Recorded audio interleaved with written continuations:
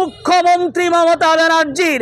তাই এই গান্ধী মূর্তির পাদদেশ থেকে আমরা হুঁশিয়ার করে বলছি, 26টা আপনি লক্ষ্য রাখেন, 26-এর জন্য আপনি ব্রিগেডটাকে বন্ধ করেছেন। আমরা এটা ভুলব না, আমরা এটা মনে রেখেছি। কিন্তু আমরা সংসদে আমরা দেশের আইন ইন্ডিয়া মুসলিম পার্সোনাল ল বোর্ডের সদস্য কামরুজ্জামান সাহেব এবং সংখ্যালঘু যুব ফেডারেশনের ডাকে আজকে পরিযায়ী শ্রমিক যারা পশ্চিম বাংলায় কাজ কর্মসংস্থান না পেয়ে বিভিন্ন রাজ্যে পাড়ি দিয়েছে, 34 বছরে বামফ্রন্ট সরকারের আমলে এই মুসলমানেরা তারা চাকরি থেকে কর্মসংস্থান থেকে সব দিক থেকে তারা বিভিন্নভাবে নিপীড়িত নির্যাতিত হয়েছিল এবং তাদের অধিকার খর্ব হয়েছিল। বাংলার মানুষ স্বপ্ন দেখেছিল তৃণমূল সরকার আসার পরে সকল মানুষের ভিতরে এই ধরনের একটা বিশেষভাবে জাগ্রত হয়েছিল, তারা কর্মসংস্থান পাবে। কিন্তু কর্মসংস্থান আজ পর্যন্ত পশ্চিম বাংলার সরকার কর্মসংস্থান দিতে পারেনি, চাকরি সুনিশ্চিত করতে পারেনি।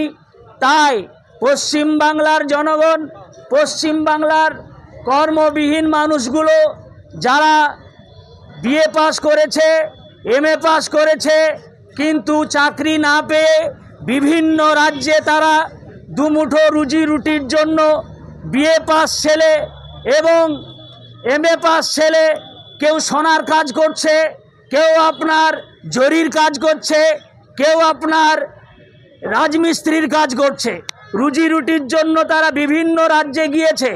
কিন্তু বর্তমান যে অবস্থা গুজরাটে এবং আমাদের প্রতিবেশী রাজ্য উড়িষ্যায় তাদেরকে উলঙ্গ করে মারা হচ্ছে। শুধু তাই নয়, তাদেরকে নাম জিজ্ঞাসা করা হচ্ছে, তাদের ঘরগুলো বুলডোজার দিয়ে ভেঙে দেওয়া হচ্ছে। এই রকম এহেন পরিস্থিতিতে পশ্চিম বাংলার মুখ্যমন্ত্রীর কাছে আমাদের দাবি, ওই রাজ্যগুলো থেকে বাংলা ভাষাভাষী মানুষগুলোকে নিরাপত্তা দিয়ে এই বাংলায় ফেরত আনতে হবে এবং সাথে সাথে তাদের কর্মসংস্থানের ব্যবস্থা সুনিশ্চিত করতে হবে।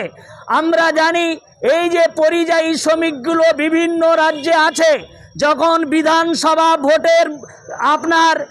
ভোটের ঘন্টা বেজে যায়, এই পরিযায়ী শ্রমিকগুলো বিভিন্ন রাজ্য থেকে কাজ ছেড়ে, ব্যবসা ছেড়ে, সব কিছু ছেড়ে দিয়ে মমতা ব্যানার্জির এমএলএ এমপিদের জিতাবার জন্য তারা এই রাজ্যে এসে আবার তারা উৎসবের মেজাজে ভোট অধিকারটা পালন করে মমতা ব্যানার্জিকে নবান্নের 14 তলায় বসিয়ে দিয়ে তারা আবার কাজের ক্ষেত্রে বিভিন্ন রাজ্যে চলে যায়।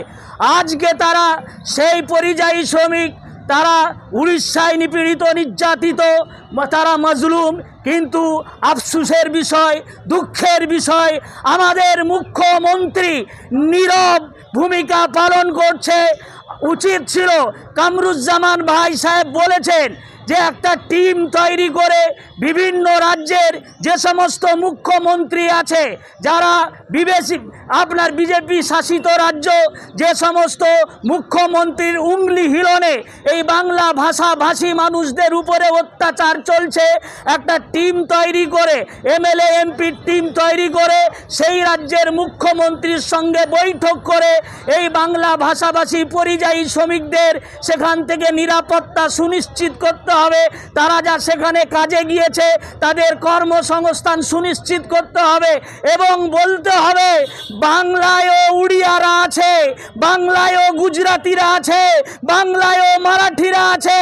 যদি বাঙালিরা ভিন্ন রাজ্যে তারা যদি কোনো রকম নিপীড়িত নির্যাতিত হয়, আমরাও ভেবে দেখব।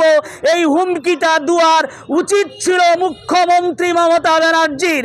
তাই এই গান্ধী মূর্তির পাদদেশ থেকে, গান্ধী মূর্তির পাদদেশ থেকে আমরা হুঁশিয়ার করে বলছি, 26টা আপনি লক্ষ্য রাখেন, 26-এর জন্য আপনি ব্রিগেডটাকে বন্ধ করেছেন। আমরা এটা ভুলবো না, আমরা এটা মনে রেখেছি। কিন্তু আমরা সংশোধনে আমরা দেশের আইন মেনে, দেশের সংবিধান মেনে আমরা ব্রিগেড করার জন্য এখনো পর্যন্ত আমরা মরিয়া আছি। পশ্চিম বাংলার মানুষ ব্রিগেড দিকে তাকিয়ে আছে, এখনো টেম্পু তুলা আছে। আমরা কিন্তু ব্রিগেড করেই নিঃশ্বাস নেব। আসসালামু আলাইকুম ওয়া রাহমাতুল্লাহ।